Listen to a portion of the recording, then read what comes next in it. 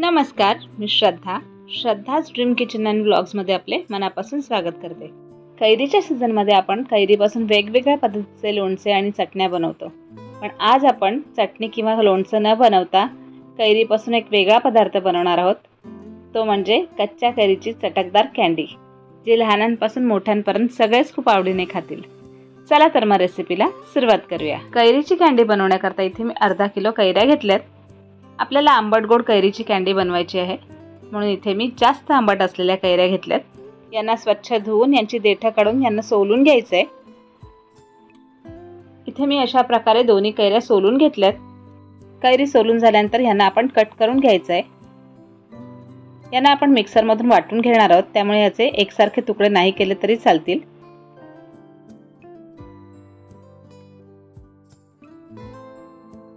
अशा प्रकारे मी दोन्ही कैऱ्या कट करून घेतल्यात। आता यांना आपण मिक्सर मधून छान बारीक वाटून घ्यायचंय।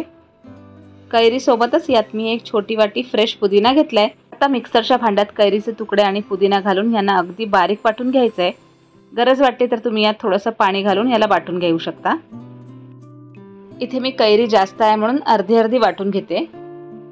आता याची एकदम बारीक पेस्ट करायची आहे। यात कैरीचे तुकडे राहू न देता छान वाटून घ्यायचंय। अशा प्रकारे मी कैरी आणि पुदिन्याची एकदम बारीक पेस्ट करून घेतले। आता हिला आपण पॅन मध्ये काढून घेऊया आणि उरलेल्या कैरीची सुद्धा आपण अशीच बारीक पेस्ट करून घ्यायची आहे। इथे मी सगळ्या कैरींची अगदी बारीक पेस्ट करून घेतले। आता यांना मिक्स करून घ्यायचंय। आता यात मी चवीप्रमाणे 1 कप साखर घालते। तुम्ही घेतलेली कैरी किती आंबट आहे त्याप्रमाणे यात साखरेचं प्रमाण तुम्ही तुमच्या आवडीनुसार कमी जास्त करू शकता। सोबतच यात मी 1 चमचा काळं मीठ घालते, अर्धा चमचा काळी मिरी पावडर आणि 1 चमचा भाजलेल्या जिऱ्याची पावडर घालते। आता या सर्वांना छान एकजीव करून घ्यायचंय। आता या मिश्रणात साखर संपूर्ण विरघळेपर्यंत याला व्यवस्थित मिक्स करून घ्यायचंय। साखर संपूर्ण विरघळल्यानंतर आता इथे तुम्ही साखर व मिठाचे प्रमाण चेक करून चवीप्रमाणे ते ॲडजस्ट करू शकता। येथे मी मिश्रण छान एकजीव करून घेतले। आता याला गॅसवर ठेवून शिजवून घ्यायचंय। या मिश्रणात आपण साखर घातली आणि ती करपू नये म्हणून याला आपण स्लो गॅसवर सतत ढवळत राहून घट्ट होईपर्यंत शिजवून घ्यायचंय। तुम्ही बघू शकता 10 ते 15 मिनिटं शिजवल्यानंतर आपलं मिश्रण घट्ट व्हायला लागलंय।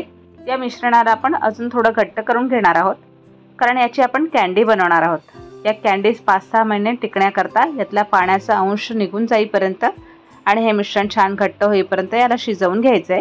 आता यात मी थोडासा जेल फूड कलर घालते। कलर घालणं एकदम ऑप्शनल आहे, तुम्हाला नसेल आवडत तर तुम्ही नाही घातलात तरीही चालेल।